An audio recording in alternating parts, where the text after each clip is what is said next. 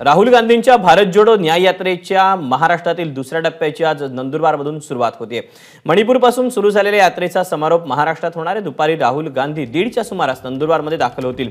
दुपारी 2 वाजता नंदुरबारमधील CV pump मैदानातून यात्रा सुरू होईल। त्यानंतर 13 मार्चला धुळे, मालेगाव आणि 14 मार्चला नाशिक आणि 15 मार्च रोजी पालघर, ठाणे असा प्रवास करत ही यात्रा 16 मार्च रोजी मुंबईत दाखल होणार आहे। तर 17 तारखेला शिवाजी पार्कमध्ये सभेनं यात्रेची सांगता होईल।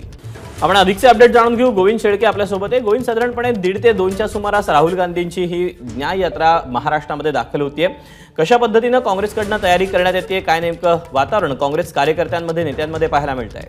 दीपक, काँग्रेस कार्यकर्त्यांमध्ये अगदी आनंदाचं उत्साहाचं वातावरण आहे। त्याहीपेक्षा नंदुरबार परिसरामध्ये जिथे बहुसंख्येने आदिवासी बांधव राहतात त्यांच्यामध्ये वेगळं वातावरण पाहायला मिळते। कारण मागच्या अनेक दिवसापासून चर्चा होती।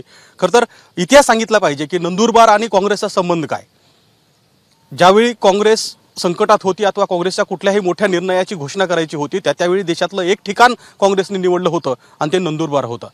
म्हणजे असं म्हणतात की केवळ 10 वर्षाचा जर मधला स्पेस बघितला तर त्यामध्ये गांधी घरातला कुणी व्यक्ती इथं पोहोचला नाही आणि त्याचा परिणाम या भूमीवर असा झाला असं म्हणतात की इथे 2 वेळा भाजपचा खासदार निवडून गेला। मात्र काँग्रेसवर प्रेम करणारे जे काही आदिवासी बांधव आहेत ते मोठ्या प्रमाणात या परिसरामध्ये पाहायला मिळतात। त्यामुळे आजपासून ज्यावेळी राहुल गांधी नंदुरबारमधून महाराष्ट्राच्या या यात्रेची सुरुवात करताय त्यावेळी इथे अनेक वेगवेगळे कार्यक्रम आहेत, त्याला कांगोरे आहेत। अगदी होळीचा सण सुरुवात झालाय आदिवासी बांधवांचा। वर्षभरातील सगळ्यात मोठा सण होळीचा आहे आणि ही होळी पेटवण्याचं काम हे राहुल गांधी करतायत। आणि आपल्याला माहिती आहे की आठवड्याभरामध्ये कोणत्याही क्षणी आचारसंहिता लागू शकते आणि आचारसंहिता लागण्यापूर्वी महाराष्ट्रातल्या या दौऱ्याची सुरुवात नंदुरबारमधून होते। नंदुरबारमध्ये या ठिकाणी तयारी करण्यात आलेली आहे। काँग्रेस कार्यकर्ते मागच्या अनेक दिवसापासून तयारी करत होते।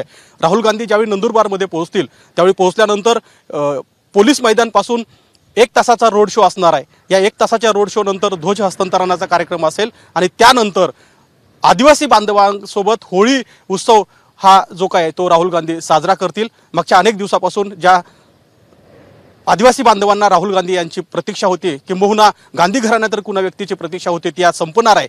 आणि त्यामुळे 2009 नंतर म्हणजे ज्यावेळी सोनिया गांधी या ठिकाणी येऊन गेल्या होत्या त्यानंतर 14 वर्षानंतर गांधी घराण्यातील कुणी व्यक्ती म्हणजे राहुल गांधी या ठिकाणी पोहोचतील आणि त्या पोहोचल्यानंतर त्यांच्या आगमनानिमित्त इथले लोक अगदी उत्सुक दिसत आहेत, आनंदित दिसत आहेत आणि ते अगदी या ठिकाणी राहुल गांधीचं स्वागत करतील।